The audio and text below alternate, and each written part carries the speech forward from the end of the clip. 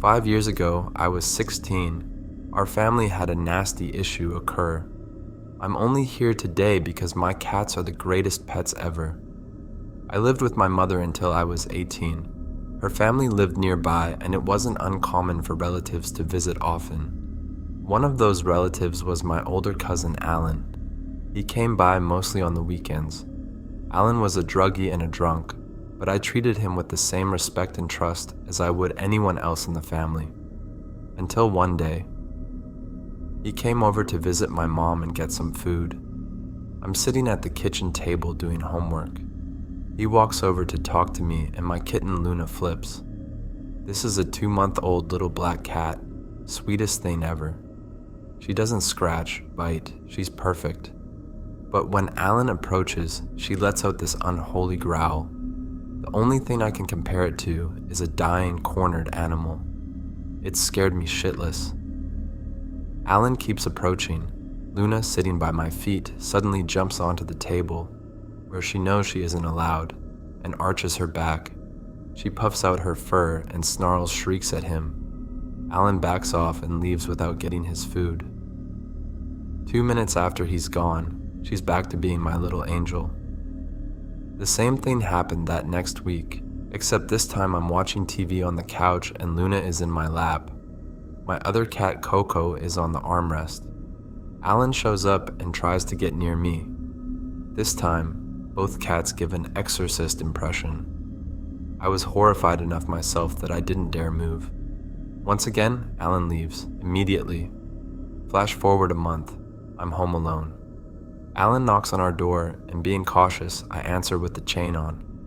He's asking for food and a shower. I tell him to come back when my mom is home. He doesn't even get a chance to respond. Luna wiggles out and begins to circle him, growling. He reaches down to grab her, and she immediately goes for his hands. He has her for all of 2 seconds before she lets go and runs back inside. I slam the door and call my mom. She tells me to lock all the windows, and if he knocks again, to call the police. I check outside. Alan is gone. I remain on the alert until my mom gets home. He still isn't back. We go to sleep thinking all is fine. That night, my mom gets a call from her sister. Alan tried to kidnap my other cousin, Kelly. Not only that, the police went to his apartment after the attempt and found somebody in his tub, dead. Things come to light after this. My cousin, who ran before being caught, wasn't just a druggie and drunk. He was a murderer, and my cats knew, not the facts, but they sensed what he was and protected me. I'd be dead if not for them, or worse.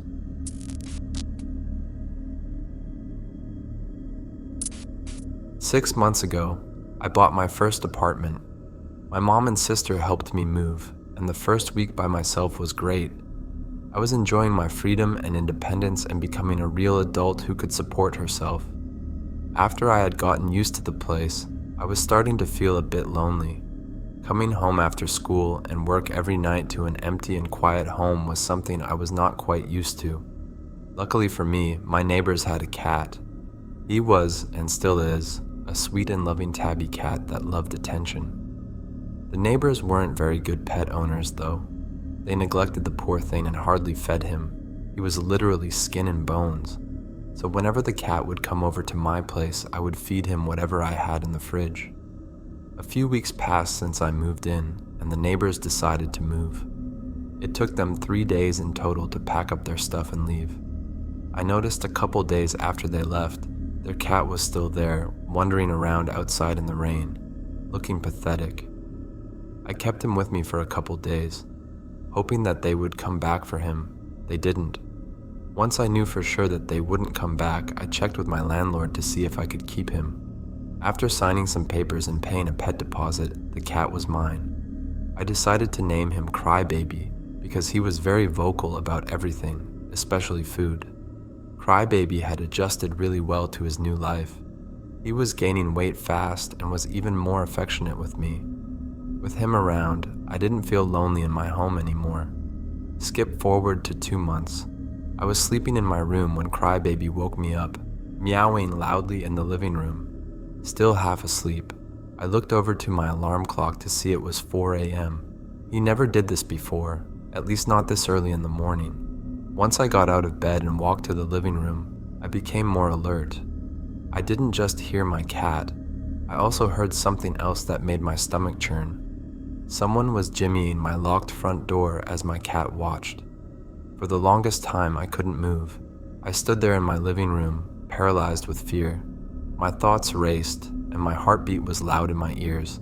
Sooner or later, if this person was lucky, they would break into my apartment and do God knows what to me and steal everything of value. I had to do something, anything to get person to leave. It took about a minute for me to collect my courage. I was about to do something reckless and possibly stupid. I shakily walked to the door, moved my hand to the light switch next to it, and turned on the outside light. This seemed to do the trick. Once the person knew I was home, he proceeded to yell profanities. After that outburst, he kicked the door a couple times, which scared me even more, and I jumped back and fell on the ground. Then he stopped, and everything went silent.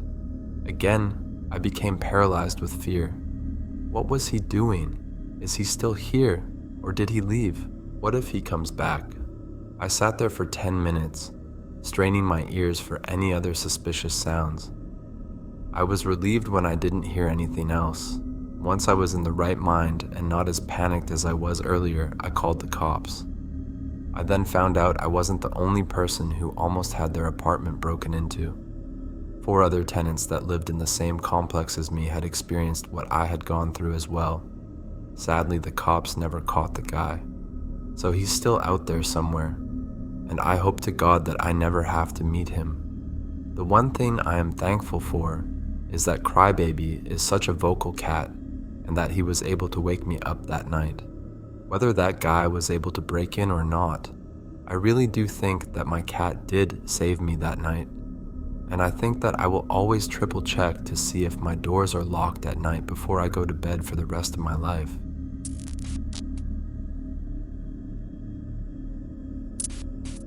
I love staying up late. Watching television until 3 a.m. is my bread and butter.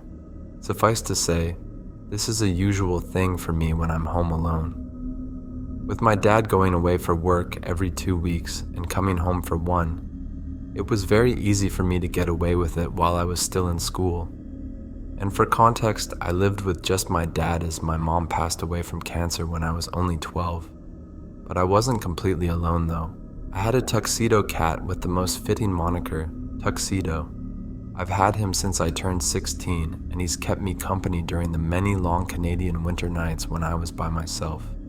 His 2 favorite places to sit were the small red couch on the right side of the television and the small table that was placed in front of the large living room window.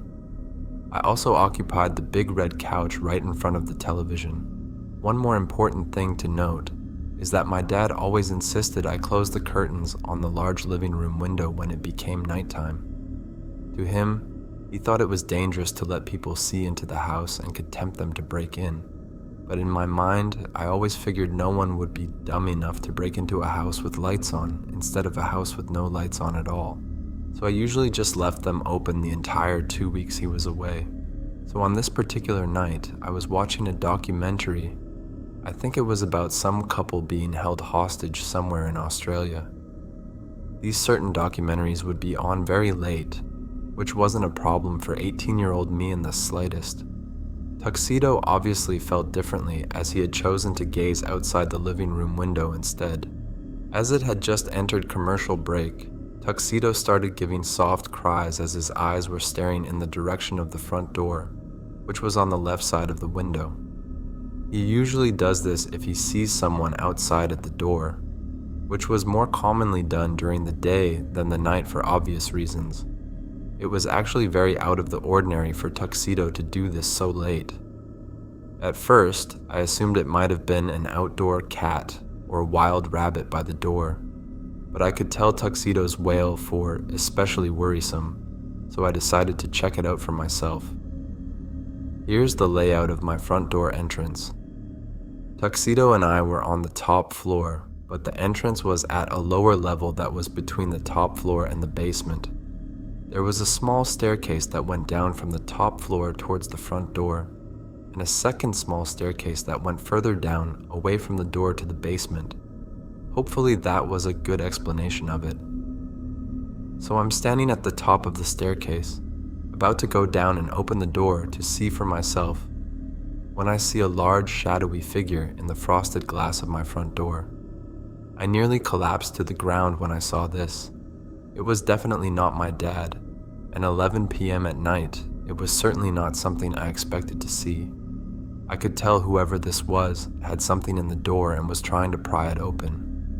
At that moment, something came over me that I can't explain. It might have been the fact that I knew I had no one in the house to help me, or the fact that I felt an urgency to protect Tuxedo from this intruder, but I grabbed my cell phone off the arm of the couch and threw on the lights over the front door. The shadowy figure was now fully visible and clearly startled as our eyes met through the frosted glass, his face displayed in a jagged reflection. "Leave now. I am calling the police. Leave." I didn't even get to finish before he was dashing off my yard and into a car across the street. Before I could even tell the make and model, let alone a license plate, he was gone. All that remained was a crude crowbar on the front step,